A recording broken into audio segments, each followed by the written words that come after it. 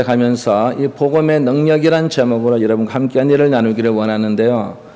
오늘 이 말씀을 꼭 여러분이 알고 깨닫고 이 말씀을 먼저 생각해야만 로마서가 내 머리에 들어와요. 이 로마서, 어려운 이 로마서를 이해하려면 오늘 이 말씀을 잘 듣고 이 말씀대로 따라가면 로마서가 여러분의 생명의 양식이 될 줄 믿습니다. 우리 세계 역사상의 3대 영웅을 말한다면 이 마게도냐의 이 알렉산더 대왕이 있고요. 또 한 사람은 이 로마의 줄리어스 이 시저라는 사람이 있고 또 한 사람은 이 프랑스의 이 나폴레옹 1세를 들 수 있습니다. 제가 소개하고 싶은 분은 바로 이 줄리어스 시저로 인해서 대제국이 된 이 로마 제국. 로마 제국을 우리가 한번 생각해 보면 이 동으로는 이 유프라테스 강이 흐릅니다. 그래서 그 강을 통해서 수십 개의 나라가 먹고 삽니다. 그리고 서로는 이 지중해가 있습니다. 이 지중해는 교통의 그리고 모든 상권의 모든 것을 쥐고 있는 이 지중해입니다. 그리고 남으로는 이 애굽의 나일강이 흐르고 북은 다뉴브 강이 흐릅니다. 그러니까 이 모든 네 강을 통해서 이 로마 제국이 세워진 것입니다. 그래서 세계의 길은 로마로부터 로마는 하루아침에 이루어지지 않았다는 말처럼 정치, 군사, 문화, 경제, 예술, 산업 이 종교 등의 영역에서 로마는 세계 최고의 황금의 도성이라고 말할 수 있습니다. 그런데 이 황금의 도성에 바로 복음의 폭탄을 터뜨린 것입니다. 복음의 폭탄을. 그 폭탄이 구라파를 변화시키고 그리고 아시아를 변화시키고 그리고 이 대한민국까지 이 복음의 폭탄이 터뜨려진 것입니다. 오늘 제가 여러분에게 소개시키고 싶은 이 인물이 바로 바울인데요. 이 바울은 유대인에게는 그리끼는 것이고 헬라인에게는 미련한 이 십자가를 자랑 삼아 복음을 가지고 선전포고를 했습니다. 이 바울이 무엇을 자랑했다고요? 십자가를 자랑했습니다. 여러분은 무엇을 자랑하고 싶습니까? 여러분도 진짜 내 마음속에 십자가를 자랑하고 싶은 마음이 있느냐 이 말이에요. 그런데 이 십자가는 이 로마인에게는요 조속거리였습니다. 왜냐하면 이스라엘이 로마의 식민지 국가였고 그리고 거기에 그 나사렛 시골 출신의 목수의 아들 그리고 박해와 굴욕을 받아서 반역자만이 지는 이 십자가를 지고 사형 집행을 받은 예수, 우리가 말하는 신흥 종교의 대부라는 것입니다. 이 한 사람을 보면 너무너무 초라하게 보이지 않습니까? 십자가에 못 박혀서 아무 힘없이 돌아가는 그 모습, 그가 그 고통을 절규하는 그 모습을 그 사람들이 봤을 때는 말만 들어도 한심스러운 신흥 종교 아니겠습니까? 그런데 오늘 이 바울은 담대히 외쳤습니다. 뭐라고 외쳤습니까? 내가 복음을 부끄러워 아니하노라. 복음을 부끄러워 아니하노라. 참으로 이 복음은 능력이요 힘이요 이 복음의 폭탄의 위력을 지금 현재 바울이 말하고 있는 것입니다. 여러분 생각에는 이 복음이 아무것도 의미 없는 것처럼 여길지 모르지만 그러나 바울은 정말 이 복음의 폭탄의 위력을 실감했던 인물 중에 한 사람이었습니다. 인류의 이 유일한 구원자요 메시아로 강하게 그는 선포했습니다. 오늘 여러분과 함께 이 바울이 부끄러워하지 않은 이 복음의 능력을 우리는 살펴볼 필요성이 있습니다. 첫 번째는 로마서를 알기 위해서는 이 복음의 능력이라는 것은 무엇을 나타내냐면 바로 구원의 능력입니다. 여러분 무슨 능력이라고요? 구원의 능력을 알지 못하면 이 로마서를 읽을 수가 없는 것입니다. 왜 그러냐면 그들의 믿음의 선조들이 오순절날 예루살렘의 마가의 다락방에서 그 속에서 기도의 운동이 일어난 거예요. 거기에 120명의 성도들이 함께 모여서 이 성령의 폭탄을 받은 거예요. 그 중에 한 사람인 주님의 수제자인 이 베드로가 성령의 폭탄을 받아서 설교하니까 하루에 몇 명이 회개했다고요? 3,000명이 회개하는 역사가 일어난 것입니다.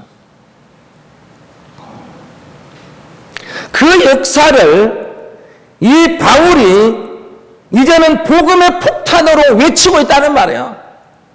성령의 폭탄에서 이제는 복음의 폭탄으로 외치고 있는데, 이 사람이 원래는 기독교 박해의 선봉자였습니다.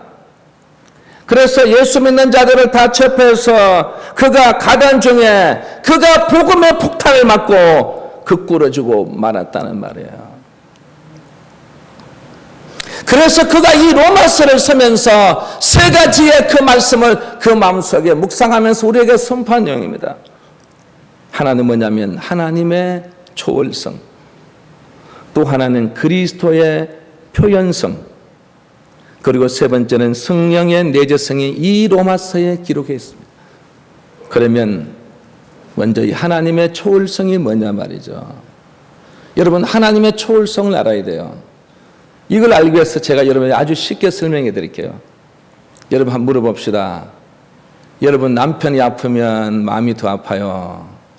여러분 자식이 아프면 더 마음이 아플까요? 빨리 얘기하세요. 시간 없어요.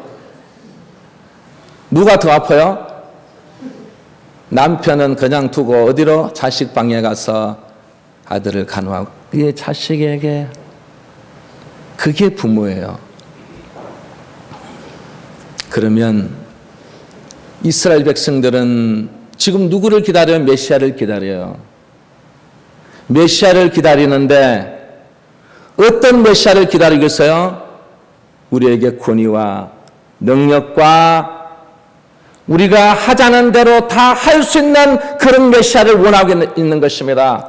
왜요? 우리가 지금 로마의 속국이기 때문에 이 메시아가 오셔서 로마를 멸망시켜 달라는 것입니다.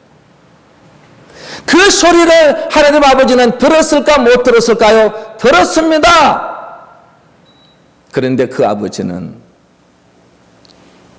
그 선민의 백성의 말을 듣지 않으시고 그분은 무엇을 택했을까요? 아버지의 마음을 택한 것입니다.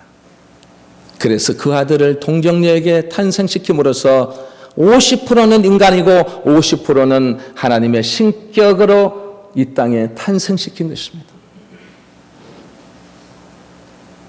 그 아버지가 그 아들을 이 땅에 보낼 때 어느 아버지가 그렇게 보내고 싶을까요, 여러분? 여러분이 자식을 위해서 우리 자식 많은 고난 주세요. 고난 많이 받게 해주세요. 여러분, 그렇게 기도하십니까? 우리 자식 행복하게, 뭐든지 건강하게, 뭐든지 잘 되게 해주세요. 다 그렇게 기도하는데 하늘에 계신 아버지는 그렇게 하지 않고 그 아들을 이 땅에 하나님의 초월성으로 보낸 거예요. 이 땅에 와서 그의 그 십자가를 지기 전에 뭐라고 했습니까? 아버지여, 이 잔을 내게서 물리시면 안 될까요? 그랬으면 그 부모는요, 여러분, 그래 알았어, 내가 그걸 그렇게 물려줘봐, 그럴 텐데 그 아버지는 그 고통과 그 모든 것을 감내하라고 하면서도 그 마음에 찢어지는 그 마음을 아버지는 참으셨던 것입니다. 그게 누구를 위할까요, 여러분? 누구를 위해서 할까요? 바로 우리 모두를 위해서 그런 것입니다. 그래서 하나님 아버지는 아브라함에게 가장 약한 부위를 건드렸던 것입니다. 네 아들, 네 독자 나에게 바쳐라. 여기에 바칠 수 있는 사람 있습니까, 여러분? 번제로 완전히 빨가 벗겨가지고 완전히 껍질을 벗겨가지고 바치라는데 여러분 바칠 수 있는 사람이 있겠냐 말이에요. 그래도 아버지의 말씀이기 때문에 그 말씀에 따르니까 그는 믿음의 조상이 된 것입니다. 제가 청송교도소에 제가 선교하면서 대구시에 있는 우리 많은 연합회에서 우리가 함께 가서 제가 목요일마다 가서 설교를 하는데요. 여러분 옛날 그 사건 아시죠? 남편이 너무 때리고 구박하고 못 살게 굴고 죽인다고 하고 칼로 가지고 위협하는 그 남편 결국은 참지 못해서 나중에 그 남편이 잠잘 때 죽이지 않습니다. 죽여가지고 하나하나 온몸을 다 돌려가지고 김치에다 섞어가지고 버리다가 그게 발각이 돼서 그때 여러분 우리나라 난리가 났지 않습니까? 바로 그 여인을 거기서 만난 거예요. 거기서 그 여인이 회개하고 그는 사형 언도를 받았지만 그는 회개하면서 눈물 흘리면서 내가 목요일마다 갈 때마다 그 말씀의 은혜를 받고 눈물을 흘리면서 그 여인은 제게 이렇게 말해서 목사님 내가 우리 아버지 어머니 우리 형제 다 그래 보고 싶지만 그러나 참을 수 있는데요. 나는 내 피부친 내 아들 딸 너무너무 보고 싶습니다. 아무리 그런 짓을 해도 자기 자신이요 보고 싶다는 거예요. 그만큼 그 자식을 건드린다는 거 그게 쉬운 일이 아니에요. 그런데 그분께서는 하나님의 초월성으로 그 아들이 이 땅에 오셔서 정말 그 아픔 그 힘든 그 여정을 보면서 아버지는요 그걸 참아내고 인내하고 그 아파하고 힘들어하던 그 아버지의 그 마음 그게 바로 뭐라고요? 하나님의 초월성이에요. 그래서 바울이 그걸 깨닫고 있는 거예요. 아버지가 나를 얼마나 사랑했으면 그 아들을 보내서 그 아픔 그 고통을 다 겪게 하시면서도 나를 건지기 위해서 이 땅에 그분을 보내주셨다는 거예요. 그래서 그분은 바로 그리스도의 표현성입니다. 그분이 오셔서 가는 곳마다 다 어루만져 주셨지 않습니까? 그분께서 가는 곳마다 그분을 만나는 사람마다 다 치료해 주었습니다. 그 모든 문제를 해결해 주었습니다. 누구든지 마음속으로 다 받아들였습니다. 그리고 기도해 주었습니다. 그리고 그들의 앞길을 인도해 주었습니다. 그리고 사도로 세웠습니다. 그리고 사랑하는 주의 일꾼을 세웠습니다. 그래서 교회가 세워졌습니다. 여러분 이 그리스도의 표현성을 통해서 우리는 오늘 이 자리에 여러분 이 자리에 있는 줄 믿습니다. 그리고 그분의 그 성령의 내재성 그가 기담으로 그 속에서 폭발하는 성령의 놀라운 내재성이 나에게 나타나더라는 것입니다. 누구에게요? 바울에게. 그러면 우리에게도 나타날 줄 믿습니다. 그것이 바로 성령의 내재성입니다. 우리에게 숨김없이 우리 인간에게 드러내 그 보여주셨던 이 복음이라면 하나님의 초월성과 그리스도의 표현성과 성령의 내재성이 있는 것이 바로 복음인 것입니다. 이렇게 위대한 능력을 갖고 있는 이 복음은 믿는 사람에게 무엇이 된다고요? 구원의 능력이 된다는 것입니다. 오늘 이 자리에 있는 여러분들은 구원의 능력을 받은 사람들이에요. 믿습니까? 네. 믿습니까? 네. 이 구원의 능력을 이 능력이란 말은 원래 이 헬라어로 두나이스라고 합니다. 두나이스. 곧 영어로 뭐냐면 다이나마이트. 바로 쉽게 말하면 폭탄과 같다는 말이에요. 그래서 이 현대 문명은 이 폭탄의 문명이에요. 그래서 현대는 슬로, 고속도로, 다리등을 만들 때 무엇이 필요합니까? 바로 이 다이나마이트가 필요한 거예요. 아직도 여러분 경이 들고 여러분 이 삽 들고 홈이 들고 여러분 무슨 여러분 도로를 만들고 여러분 다리를 만들겠습니까? 이 바위를 이 부수는 힘은 바로 다이나마이트예요. 그래서 주님께서 이 세상에 오시기 수천 년 전에 위인 성자 철인들이 천성을 가는 길을 뚫기 위해서 여러분 그 온 힘을 기울였지만 다 실패했습니다. 왜일까 여러분? 다이나마이트가 없었기 때문에. 그래서 여러분 이 복음은 뭐라고요? 다이나마이트예요. 믿습니까? 이 공자도 인, 의, 예, 지, 효제 충신이 있다고 했고 석가는 자비가 있었지만 그러나 그 속에 다이너마이트와 같은 이 구속의 은혜의 복음이 없었다는 말이에요. 오늘 이 자리에 참자 여러분, 우리 구원은 인간과 하나님의 공동 작품이 아니에요. 우리의 이 구원은 오로지 무엇이라고요? 하나님의 은혜로 된 거예요. 여러분을 이 자리에 불러주신 거, 이거 정말 영광을 돌려야 되고 감사를 돌려야 됩니다. 왜요? 나를 구원해 주셨기 때문에. 이 구원의 능력을 통해서 나를 이 자리까지 올 수 있도록 만들어 주신 이 하나님의 은혜를 우리는 영광 돌리고 감사해야 될 점 있습니다. 두 번째, 이 로마서에 나타난 이 복음의 능력은 뭔지 아십니까? 바로 하나님의 능력입니다. 뭐라고요? 하나님의 능력이에요. 바울이 복음을 부끄러워하지 않은 이 가장 근본적인 이유가 뭔지 아십니까? 바로 그에게 하나님의 능력이 있었기 때문인 것입니다. 그래서 이 복음은 이 세상 어떤 지혜의 산물이 아니에요.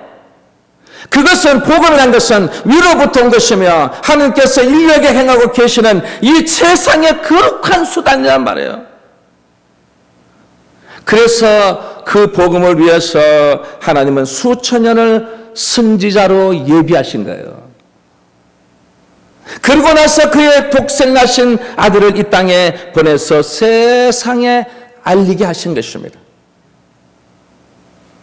여러분, 세상에 알리게 해준 이 복음이야말로 우리는 하나님을 끝없이 배반하는 완악하고도 어리석은 이 자들을 계속해서 불러서 구원하는 일은 쉬운 일이 아니지 않습니까? 어떤 때는 하나님을 배신합니다. 그리고 도망칩니다. 또 도망칩니다. 그런데 그 도망치는 자를 따라가서 구원을 시키시고, 그리고 완악한 그들의 마음을 부수어야 하고, 그리고 이 어리석음을 일깨우게 해주셨던 것입니다. 이것은 결코 인간의 능력으로 되지 않는다는 것을 보여준 것입니다. 세상의 모든 일은 참다운 힘에 의해서 좌우되지만 이 불의와 폭력의 힘이 아니라 하나님의 이 능력을 가진 자가 결국은 승리하게 된다는 사실을 우리 성도들이 꼭 명심해야 될 점이 있습니다. 그래서 예수 그리스도께서 이 땅에 오신 후 하나님의 능력은 바로 무엇이라고요? 바로 복음이 된 것입니다. 그래서 이 복음은 대로마 제국을 정복했습니다. 그리고 대로마 제국은 멸망했지만 그러나 이 복음은 계속해서 살아서 역사에서 이 복음에서 구라파로, 그리고 이 아시아로, 여러분, 그리고 대한민국까지 이 복음이 이곳에 오게 된 것입니다. 그래서 이 복음은 계속해서 번성해 갈 것입니다. 오늘 이 자리에 참석한 여러분, 그것이 바로 하나님의 능력이기 때문에 이 복음은 계속해서 살아서 역사한다는 사실을 꼭 명심해야 될 점이 있습니다. 그리고 세 번째, 이 복음의 능력은 갱신하는 능력입니다. 로마서를 알려면 이 갱신하는 능력을 알아야 될 점이 있습니다. 여러분, 오늘 이 복음의 능력은 첫 번째 뭐예요, 여러분? 두 번째 뭐예요? 아유, 참. 여러분, 뭘 아십니까? 좀 똑똑히 참 잘 듣고 잘 이해하십시오. 첫 번째는 뭐라고요? 구원의 능력. 모르면 한 10번 하서 속으로 구원의 능력. 그래요. 두 번째는 뭐예요? 하나님의 능력. 세 번째는요? 갱신하는 능력. 오늘 이 능력이 바로 로마서를 쓴 거예요. 로마서의 핵심인 것입니다. 죄악에 관영한 이 세대의 복음만이 죄악을 멸하고 갱신할 수 있다는 것을 보여준 것입니다. 인류의 모든 잘못된 것들은요, 다 복음으로 혁신된 거예요. 이사야 9장 1절 2절 벌써 어두운데 앉은 백성이 큰 빛을 보았고 죽음의 그늘에서 헤매이는 자에게 큰 빛이 되었도다. 이 큰 빛이 어떤 빛이에요? 바로 복음의 빛을 말하는 거예요. 시편 18편 7절 말씀하니까 여호와의 말씀은 완전하여 영혼을 소생케 한다고 말했습니다. 여호와의 말씀이 복음이에요. 이 복음이 완전해서 우리의 영혼을 소생시킨다 이 말이에요. 여러분이 좋아하는 이 금이요, 아무리 귀하다지만 죽은 사람을 살릴 수가 없어요. 지식이 아무리 좋아도 생명을 연장할 수가 없는 거예요. 그러나 이 복음의 빛이 한번 비치는 그곳에는요, 이 생명의 약동함이 있다는 말이에요. 그래서 오늘 오직 의인은 믿음으로 말미암아 살리라. 오직 의인은 믿음으로 말미암아 살리라.